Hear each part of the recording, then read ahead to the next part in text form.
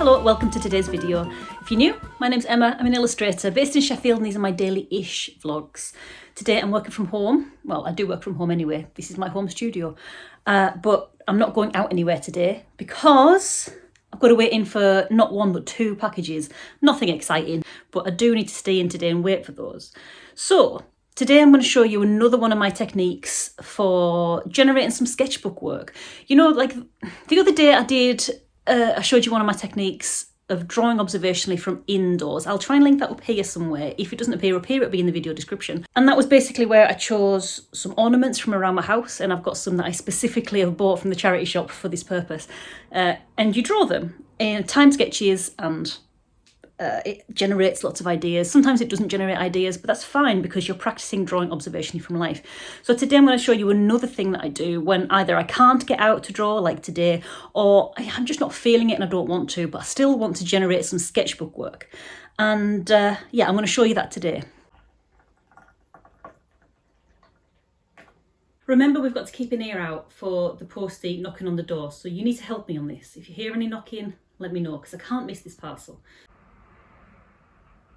Every car that goes past now, I'm thinking, is that the postie? No, I don't think it is. Anyway, keep your ears open. So, I've got my tea. I've got a bunch of materials. I'm just going to work in pencils today, just to keep it simple.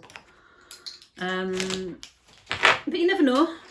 I might want to migrate into something else, so that's fine. So I've got a pencil roll.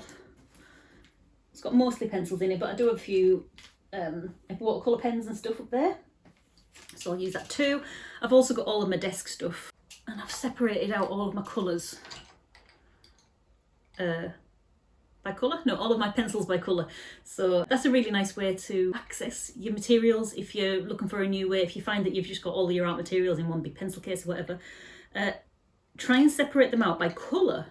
You might find that's a really nice way to work. And I've not kept it like just pencils or just pens. I've put everything in it. So this is orange, and I've got crayons, pens, pencils, pastels, watercolour pencils. I haven't put paints in there. Oh, some of them might have paints in, but I've kept all my paints together in a box in there. But it's a really nice way of accessing like colours and also accessing new materials that you might overlook usually. So if you normally, so for example, I really like the Polychromos pencils, Faber-Castell Polychromos. But if I'm sitting working at my desk doing something like this, I might grab the Stabilo oil pencil, or I might, grab a random Beryl pen, or an Inktense, or a crayon, or pastel. And it helps to get through all the kind of backlog of materials that you might have gathered through the years as you're trying out new stuff in your art practice. So yeah, that's one little tip. So today I'm going to try and work mainly in pencil. But as opposed to the little task that I told you about the other day, where I was drawing from ornaments, I've put them all away now, but I've got a little cabinet full of ornaments, and that task was very much drawing from life, because when you draw from life, so this, for example, this is 3D. It's not a flat image. So your brain has got to look at this 3D image and find shortcuts to making this 3D image, which you can hold in your hand, into a 2D flat image on the page. So it's a really good kind of test for your brain. And sometimes it's easier than other times to convert a 3D image into a flat 2D image, but it's really good practice, and that's why I incorporate that into my sketchbooks. But today, because I want to draw things that aren't in my house, like insects or birds or lighthouses, or I don't even know what I'm going to draw yet. I'll maybe get some flowers or something, I don't know. I'm going to go on to the internet and I'm going to get internet images. Now, this might sound like not a very good tutorial because you're thinking, yeah, I draw from the internet all the time. And, well, keep watching and I'm going to show you my top tip for actual sketchbook success and for keeping your own handwriting version of your drawing, which is essentially your style, or the starts of your style, the seedlings of your style, how to keep your hand in the drawings that you get from the internet, because it's tricky when you're copying someone else's photograph not to try and get bogged down in the detail, and it can really suck the life out of it if you look too much at an image. Let me show you what I'm talking about anyway. So the first thing I've done is I've searched for something that I want to draw on the internet. You can use whatever internet search bar you've got. And I've searched for guinea pigs because why not? I went through a few different animals. First I searched herons, then mice, and then I suddenly thought guinea pigs are like super cute, but also they're not terribly intricate. They're like a potato with legs. Don't take offence if you're a guinea pig person. That's not the posting. If you're a guinea pig person, I love guinea pigs, think that they're cute. But do you know what I mean? They're not like, it's not like, I don't know, give me something that's got a lot of detail. Chameleon or an iguana or something. It's a fairly simple shape, and they've usually got a little bit of fur as well. And you know what I'm like? I do like a scribble in my sketchbook, and I'm just feeling that might just scratch that scribbly itch. So, first part of this task, if you choose to accept it. Stay tuned for the next part because it is very important in helping to develop your own style as well. So anyway, the first part is get your images up and keep them as thumbnails. So, keep them like this. Okay, I mean, you can if you want, there are no rules, but this is how I do it. If, for example, I make that image big, I can see now all of the detail. And I know I said that guinea pigs weren't very detailed, but actually, if you look at them, look at all of those whiskers, look at the fluff coming off its ears, look at these little claws that I couldn't see before, the little nose, the lip, look at the bottom lip. Basically, I can see all of the detail. And there is the tendency for me, and I'm pretty sure it's going to be the same for you as well, because we're not all that different. You're probably going to get a little bit overwhelmed when you're sketching with all of that detail. And we're not trying to make a photographic representation. I mean, if hyper-realistic art is your thing, fine, go for it.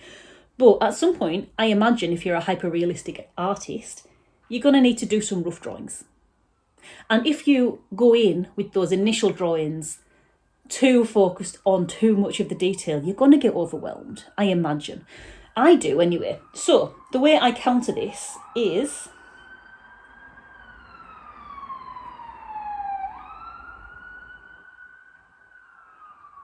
That definitely isn't the postie. You can tell I've got all the windows open so I can hear them knocking on the door a bit easier. So yeah, sorry about the road noise. This is Sheffield Terrace ASMR day. So to counter that feeling of being overwhelmed by the detail, I'm going to keep these images as thumbnails. And when I say thumbnails, I mean small images, like a thumbnail. And I'm going to draw them quick. I'm probably not going to time them officially, but they're going to be maybe like 30 seconds each, a minute each. If I do find myself, I said this in the last task that we were doing as well, but if I do find myself getting bogged down in the detail and taking too long per guinea pig, I probably will set up a timer and do 30-second, 1 minute timers just to get as much as you can down. Don't worry if you can't get all of the detail down, just scribble something. I mean, I say scribble a lot because I like scribbling in my sketchbooks. If scribbling's not your thing, you don't have to do that. But basically what I mean is quickly get something down, however you draw, and try not to overthink it. You've got 30 seconds, you've got a minute. Quickly get something down without overthinking, like, how am I going to draw this? Just look at it and let your brain and hand kind of running almost like autopilot to get something down. You might just end up with a blob. You might end up with something, you might be the kind of person who can get the detail quickly and put all the detail down in 30 seconds. Fine, that's how you draw, that's your thing. I'm not that person. I scribble, often when I'm sketching actually, I find after, like when I very first start sketching, I'll feel really quite uptight, which is why time sketching really works for me, because it forces me to not be uptight. But often my style, how my brain and hand work when I'm sketching, I often find that my hand like roves around, and every now and then my pencil will go onto the paper. So I'll do a lot of this while I'm looking at my subject, and then every now and then my pencil will go onto the paper and it'll touch, and it'll kind of form an image that kind of way. So don't feel bad. Don't think that you're doing it wrong if all you end up with is like a blob of colour or a little scribble here, or maybe you've just cut the nose and then you've moved on to the next one. There's no right or wrong way to do it. This is just a tool to help you loosen up. But I think the key is, if there is one kind of way to do it, is to do it quickly and almost in autopilot. Try not to overthink the process.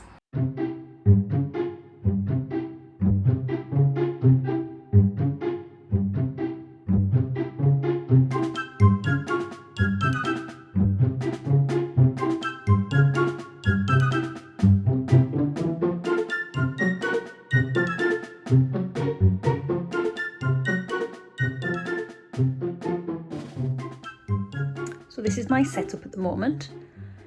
I'm using my big A3 sketchbook just because that's what was left on my desk from the last time I was working. I've only got one side left on it before I go into a new sketchbook. So I'll see how it goes. I might get a new A3 sketchbook out afterwards. We'll see. I've also gone through my pencils and I've just got a bunch of, not too many, but some colours that I think will best represent gerbils. What are they? Guinea pigs, sorry. So I've got two yellows. So one is the Naples yellow and one is the deep Naples ochre. Dark Naples ochre, sorry. Yeah, polychromos. I think they're all polychromos, yeah. I'm not sponsored by polychromos, by the way. I just really like them. I've got two kind of oranges. Stop moving.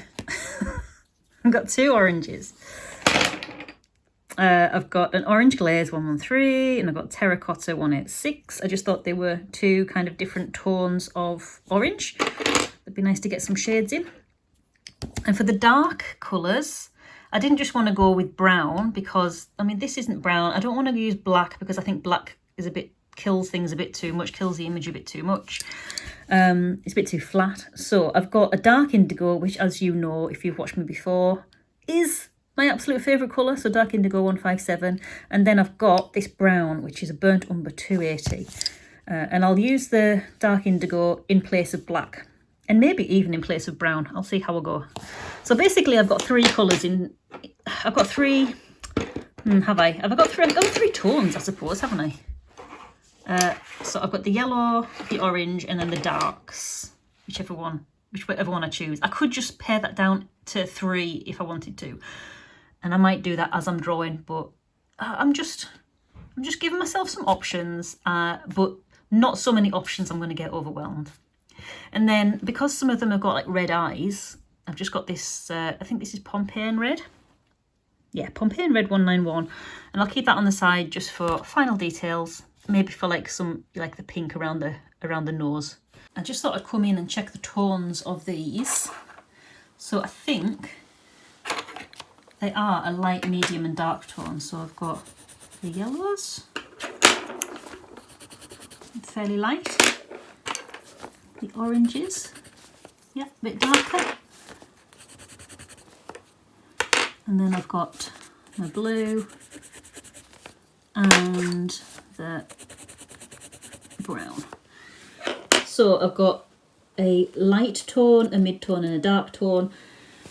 There's no hard and fast rule to say you need that, but I found that gives you the options to create quite a nice, well-balanced image. So something to take away with you if you want to try. So the way I test it, I turn it onto mono on my phone, or any kind of black and white desaturated thing will do, and I just test the colours alongside each other. So the way I've done it on this phone, I've just turned it onto the photo mode, went to the filters, and this one is mono, but there are other black and white options and they'll all do around about the same thing. So this is a really good way of checking your materials out before you start sketching or before you start doing a finished piece even, because it's amazing how many colours that you look at and you think, oh, they are very different colours, but when you turn it to black and white are exactly the same tone.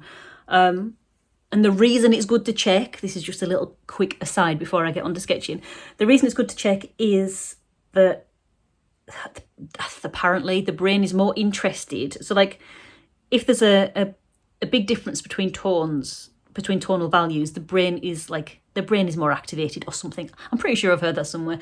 But I have definitely heard somewhere that the focus of your image should be the greatest, like I said, there's no real rules with art. You do you and make it work however you make it work. But people have suggested that the focus of an image should be the greatest contrast between light and dark tones, just so that your focal point doesn't fade away. It's something like this. I'm doing a standalone image. It's not going to matter too much. Doesn't really matter. But it's just something to bear in mind, and it's a nice little habit that I've got into after doing the 3 materials drawing challenge last year on Instagram. It's going to be coming around again soon, so keep an eye out for that if you want something. It's a 100-day long challenge, and it was a challenge for me, and it was really actually very good for helping me see scenes that I was going to sketch in a different way. And I've taken that tip away. I don't always use it. Often you'll find in my sketchbooks I'll draw in just one colour, so I'll choose one pencil and I'll do like varying shades and tones with that colour by pressing lightly or heavily to get the different tones and contrasts. But often I don't really think about it that much anymore. But sometimes when I'm sitting down to do a job like this and I'm picking specific colours, I'll try and pick colours that have got a variation between light tones and dark tones, because it can't hurt, can it?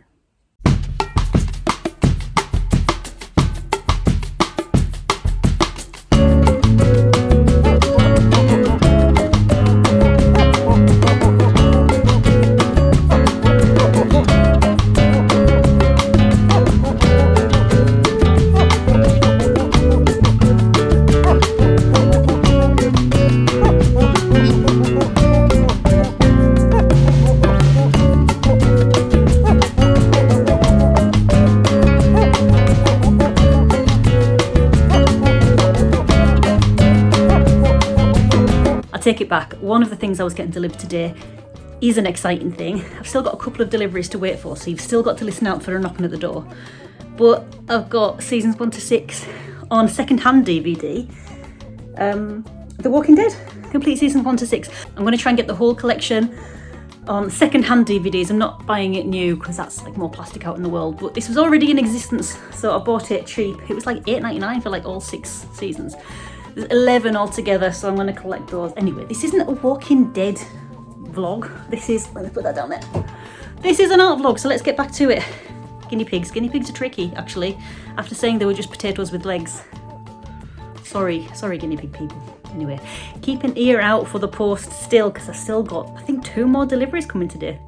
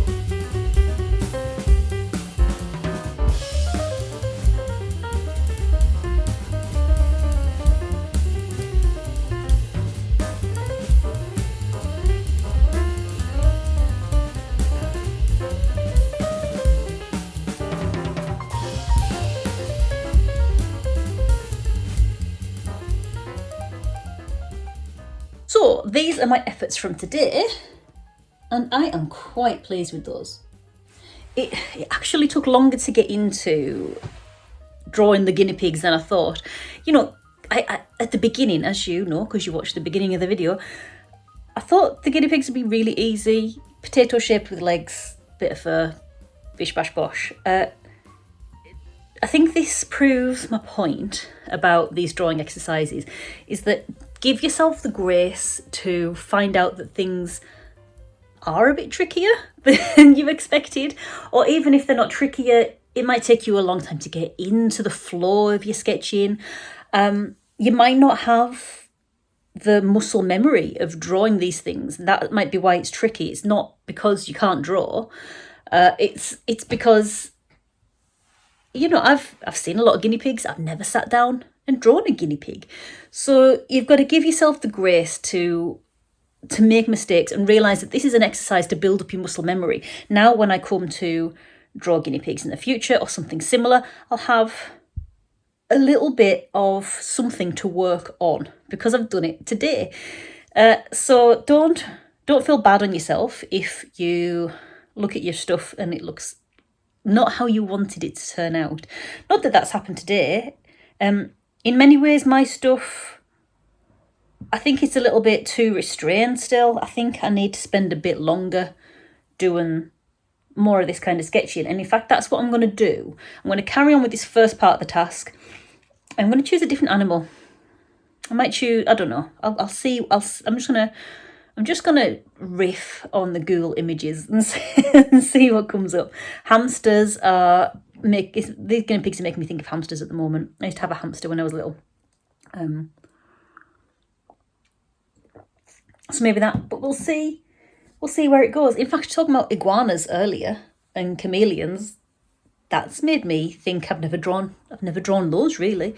So I'm going to give those a go, and then we'll do the second part of the task in a little bit.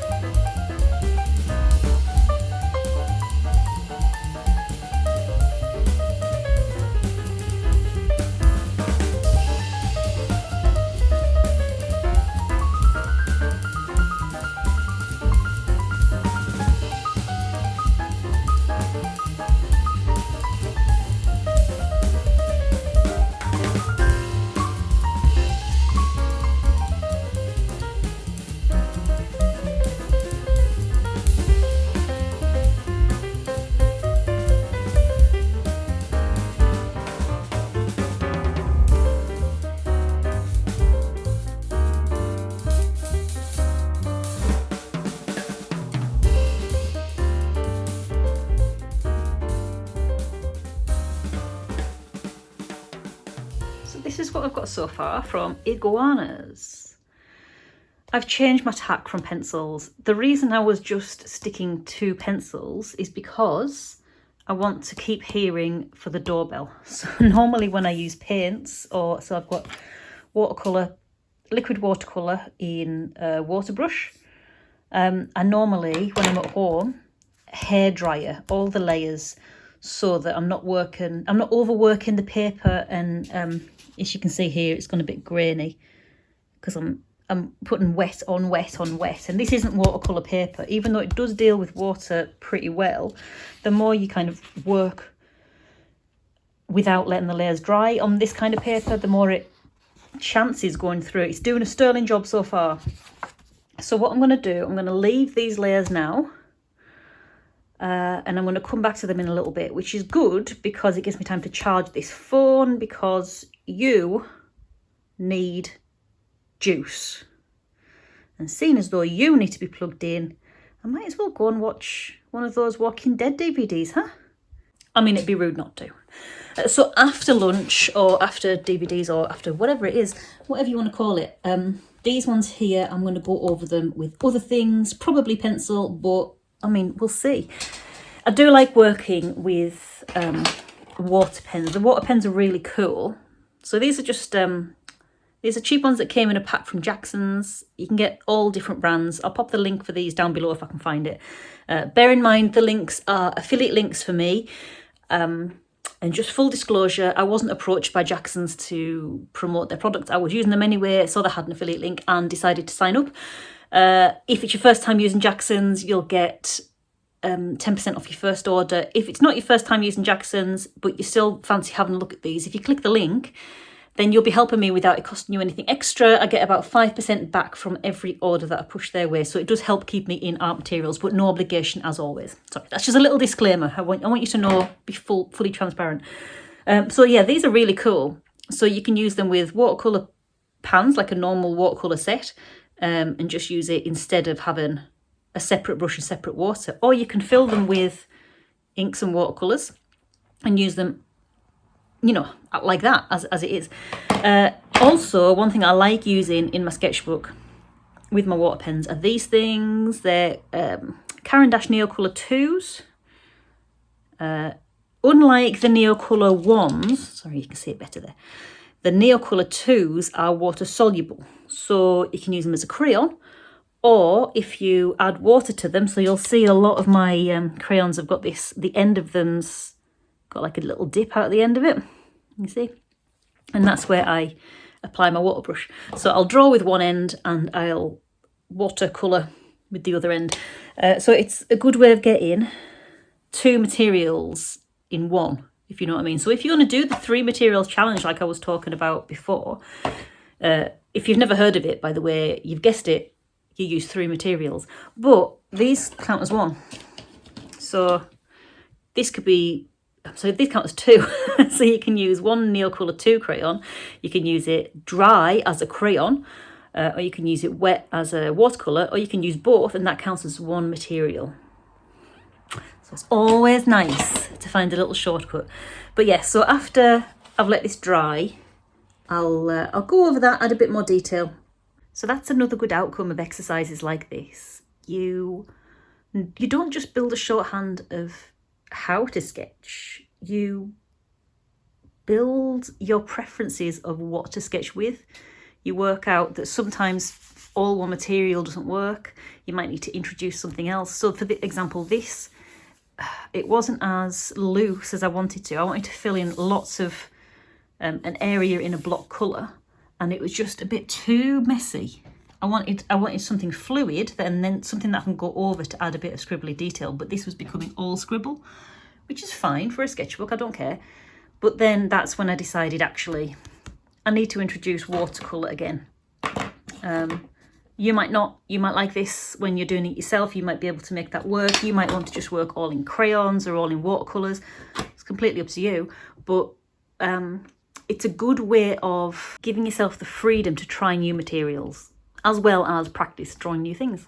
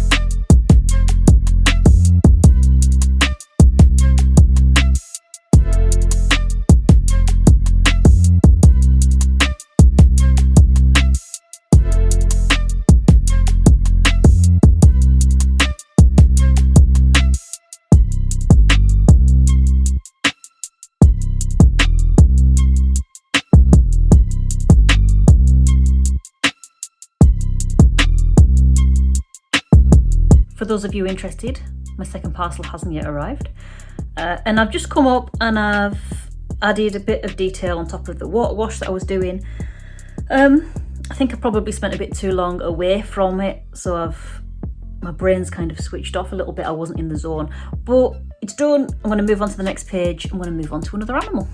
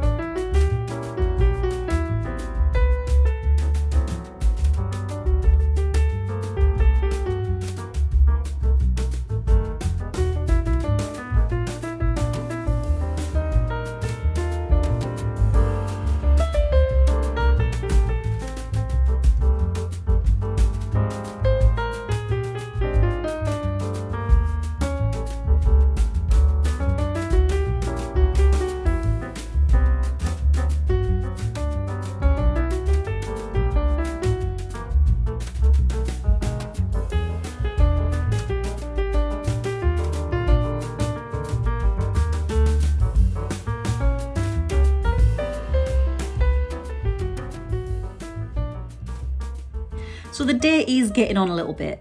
This process has been taking longer than usual because, like I say, I'm not using my hairdryer to dry all the wet media in between, because I'm trying to hear the knocking at the door or a doorbell. So it is taking a lot longer, but I'm pleased with what I've done so far.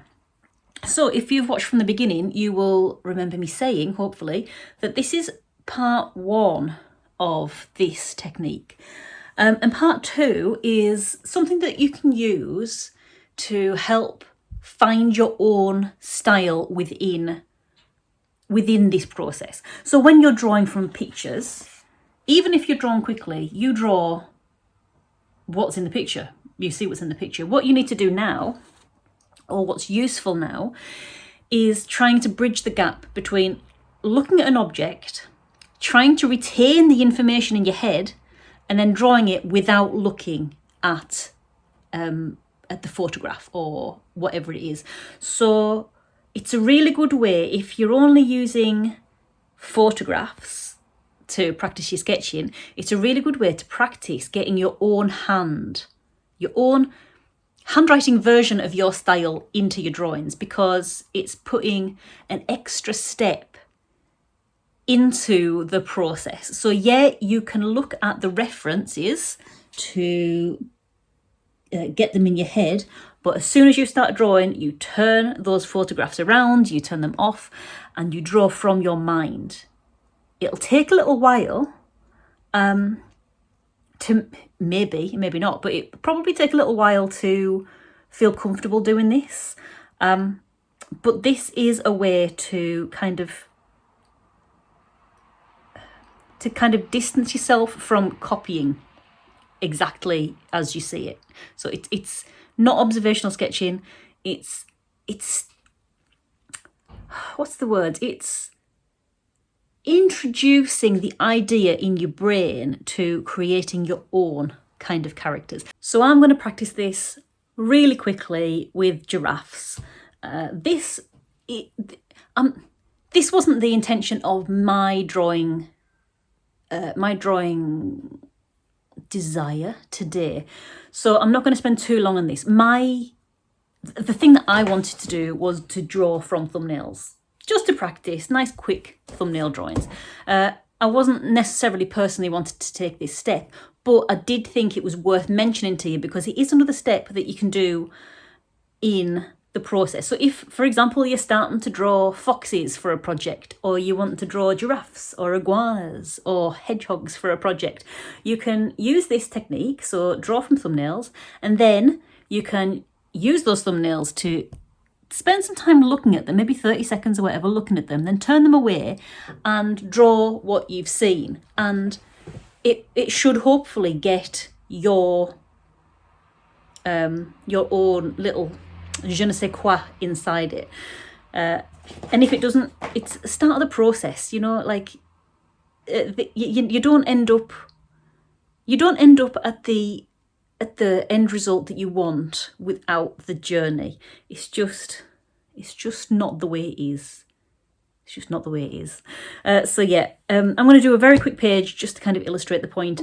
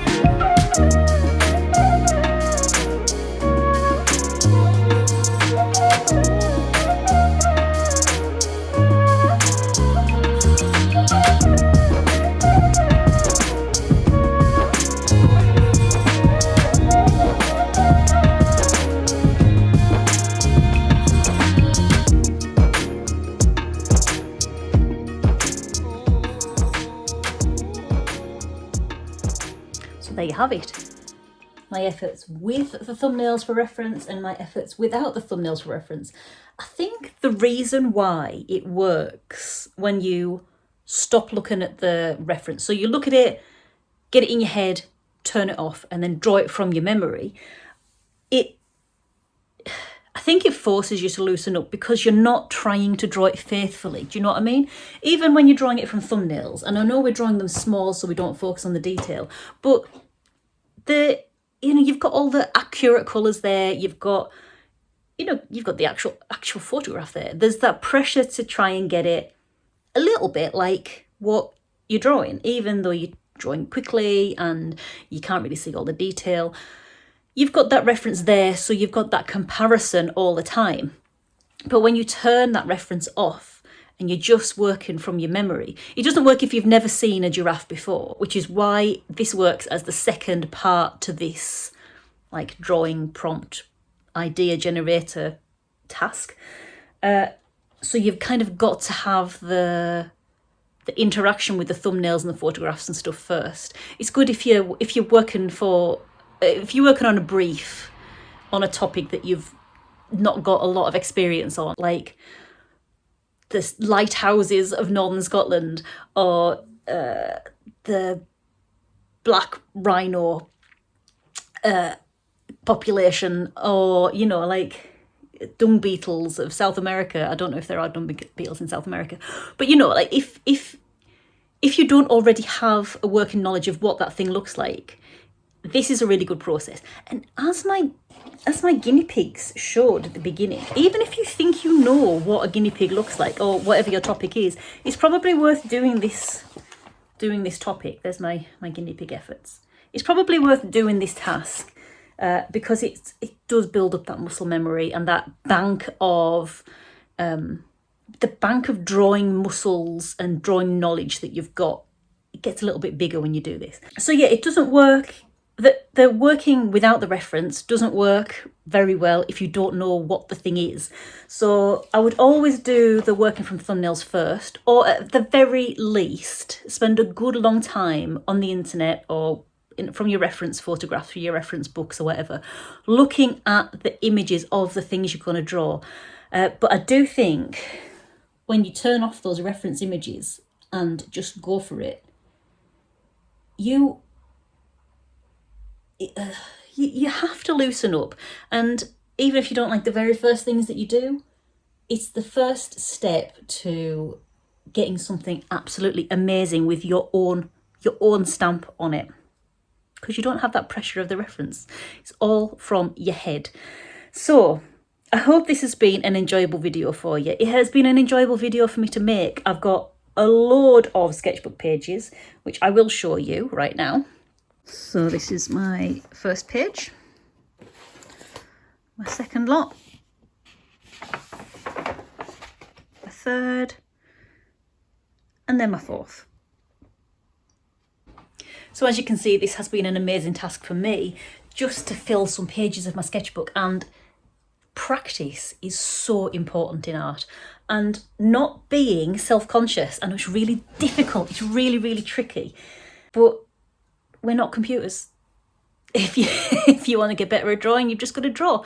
And the only way to keep drawing is getting used to seeing your messy sketches, because if you never see your messy sketches and your messy drawings, and if you never see the things that don't go right, like these first iguanas, they didn't go the way I was wanting them to. If you never get used to seeing that from yourself, and if you never get used to going, oh well, next one, you'll never get that muscle memory built up and you'll never practice. So it's really important to get used to seeing your mistakes. Mistakes are so important in art, in anything. It's how we learn. But again, this is a good task to do that, because when you're working from thumbnails, if you're working quickly from thumbnails, you've got lots and lots of references. So even if like 60% of them are mistakes, you're bound to, if you're working in volume, you're bound to get something that you like, even if it's not a fully composed image of something, even if you don't like everything of the thing that's worked, if you know what I mean, Even if you don't like everything about it, there'll be something about what you do in this session that you like. And even if you don't, think of all that muscle memory that you've now done and you can move on from. So yeah, this is where I'm going to leave this video today. I hope it's been useful. If it has been useful, and if this is the kind of thing that you like, if you found this valuable, please leave a like and leave a comment as well. I'd love to hear how you found this. But yeah, your likes and your comments really do help. It helps me be seen by other lovely people just like you. So if you've got the time and if you've got the ability, please do give it a like and a subscribe. But again, as with everything, no obligation. But this is where I'm going to leave this video. I hope you've enjoyed it. So until the next one, bye.